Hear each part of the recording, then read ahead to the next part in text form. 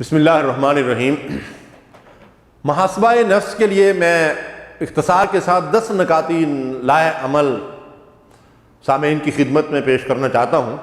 محاسبہ نفس سے مراد خود احتسابی اور اپنی اصلاح آپ میں سب سے پہلی چیز یہ ہے کہ ہم ہمیشہ اپنی کمزوریوں پہ نظر رکھیں، ان کے اوپر دھیان دیں اور ان کی اصلاح کی ہمیشہ فکر کریں۔ بعض اوقات ہوتا یہ ہے کہ ہم دوسروں کی کمزوریوں کو تو دیکھتے رہتے ہیں، دوسروں کے عیب تو ہمیں نظر آتے رہتے ہیں، لیکن اپنے عیب نظر نہیں آتے۔ تو بہادر شاہ ظفر کا ایک شعر ہے، کہتے ہیں کہ نہ تھی اپنے ہی عیبوں کی جب کہ خبر، اپنے عیبوں سے تو بندہ بے خبر ہی رہتا ہے، تو کہتے ہیں نہ تھی اپنے ہی عیبوں کی جب کہ خبر، رہے ڈھونڈتے اوروں کے عیب و ہنر، پڑی اپنی برائیوں پر جو نظر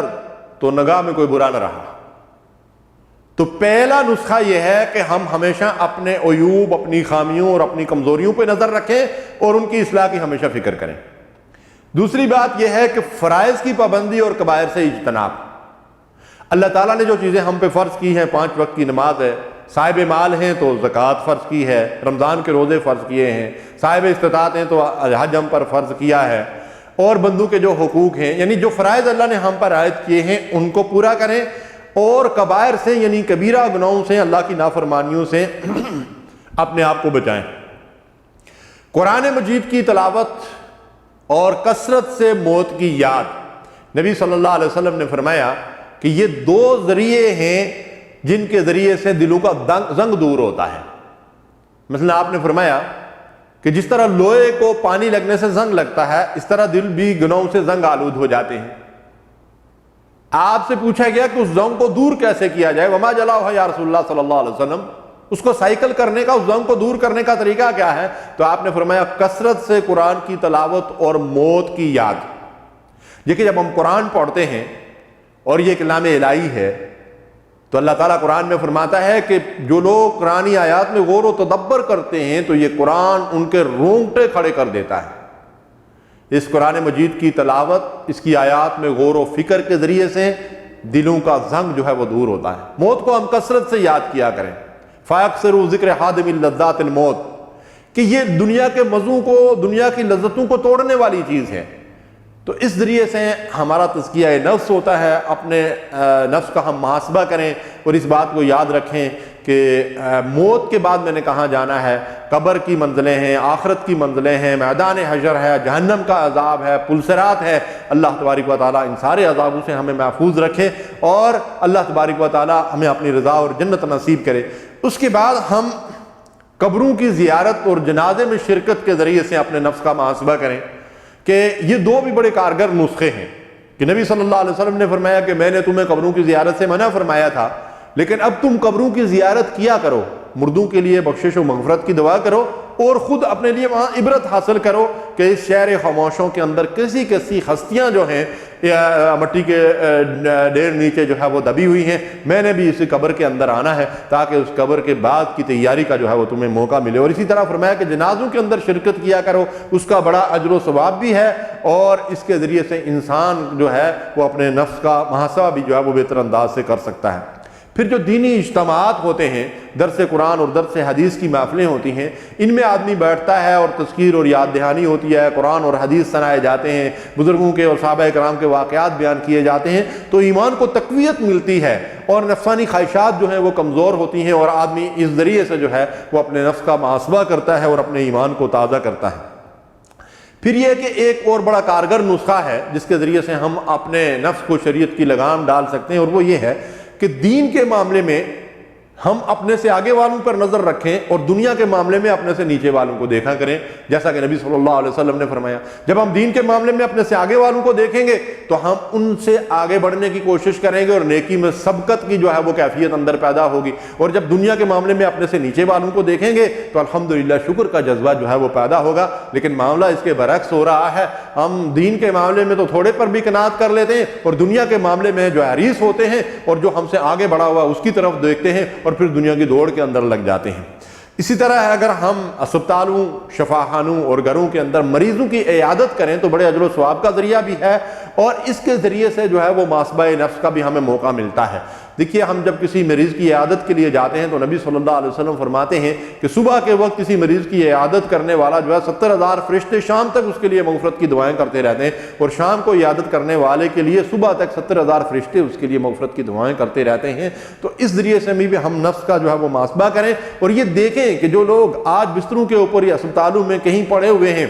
اور وہ کسی خواہش کے باوجود بھی کوئی نیکی کا عمل نہیں کر سکتے، اللہ تعالیٰ نے ہمیں موقع دیا ہے، صحت دی ہے، عافیت دی ہے، تو اس صحت اور عافیت اور اس فرصت اور فراغت سے فائدہ اٹھا کر اپنی نیکیوں کے ذخیرے میں جو ہے وہ کوئی اضافہ کر لیں۔ کہ نبی صلی اللہ علیہ وسلم نے فرمایا نعمتان مغبون فیہما کثیر من الناس الصحۃ والفراغ، او کما قال صلی اللہ علیہ وسلم۔ فرمایا دو نعمتیں ایسی ہیں کہ لوگ ان کی قدر و قیمت سے غافل ہیں، ایک صحت اور تندرستی اور دوسرے فرصت اور فراغت، اس لیے ہمیں ان نعمتوں سے پورا فائدہ اٹھانا چاہیے۔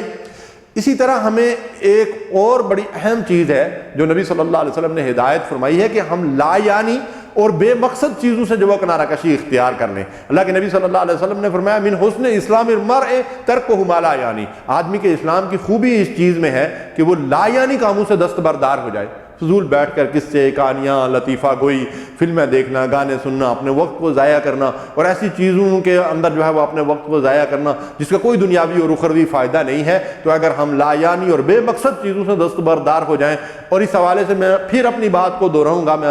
وہ یہ ہے کہ ہم ہمیشہ کوئی بھی کام کریں اپنے آپ سے ایک سوال کریں کہ میں یہ کام کیوں کر رہا ہوں، اور اگر ہم اس کیوں کا جواب یہ پائیں کہ اس کا کوئی دنیاوی اور اخروی فائدہ نہیں ہے تو اس کام سے دستبردار ہو جائیں، کسی بہتر کام میں اپنی صلاحیتوں اور اپنے وقت کو جو ہے وہ صرف کریں۔ اور پھر نبی کریم صلی اللہ علیہ وسلم کا ایک بڑا حکیمانہ ارشاد ہے کہ آپ نے فرمایا کہ 5 چیزوں سے پہلے غنیمت سمجھو۔ اس حدیث کو ہم اپنے سامنے رکھیں اور اپنے نفس کا جائزہ لیں اور اپنی اصلاح اس حدیث کی روشنی میں کریں کہ رسول اللہ صلی اللہ علیہ وسلم نے فرمایا کہ 5 چیزوں سے پہلے غنیمت سمجھو۔ زندگی کو موت سے پہلے غنیمت سمجھو کہ معلوم نہیں کس لمحے میں اس سے محروم ہو جاؤں، اللہ نے جو موقع دیا ہے اس سے فائدہ اٹھا کے اپنی آخرت کے لیے کوئی سامان کر لوں۔ فرمایا صحت اور تندرستی کو بیماری سے پہلے غنیمت سمجھو، اور فرمایا جوانی کو بڑھاپے سے پہلے غنیمت سمجھو، اور فرمایا اللہ نے اگر مال دیا ہے خوشحال ہو تو تنگ دستی اور غربت سے پہلے اس کو غنیمت سمجھو، اور اگر فرصت اور فراغت ہے اللہ نے موقع دیا ہے تو مشغولیت اور مصروفیت سے پہلے اس کو غنیمت سمجھو۔ ہمیں چاہیے کہ ان مواقع سے فائدہ اٹھائیں اور اپنی آخرت کا کوئی سامان کر لیں۔ اور آخری بات یہ کہ کوئی بھی عمل کرتے ہوئے وہی بات پھر دہراؤں گا کہ اپنے آپ سے یہ سوال کیا کریں کہ میں یہ کام کیوں کر رہا ہوں۔ مثلا اگر آپ سگریٹ پی رہے ہیں اور آپ اس کے نفع نقصان کے اوپر غور نہیں کرتے بلکہ آپ ایک عادت کے طور پر یہ کام کر رہے ہیں، تو اپنے آپ سے سوال کریں کہ یہ میں کیوں پیتا ہوں۔ تو یقیناً نہ آپ کو اس کا کوئی دنیاوی فائدہ ہے نہ اخروی فائدہ، بلکہ آپ دنیا کا بھی خسارہ اور نقصان کر رہے ہیں اور آخرت کا بھی خسارہ اور نقصان کر رہے ہیں۔ تو آخر آپ ایسا عمل کیوں کر رہے ہیں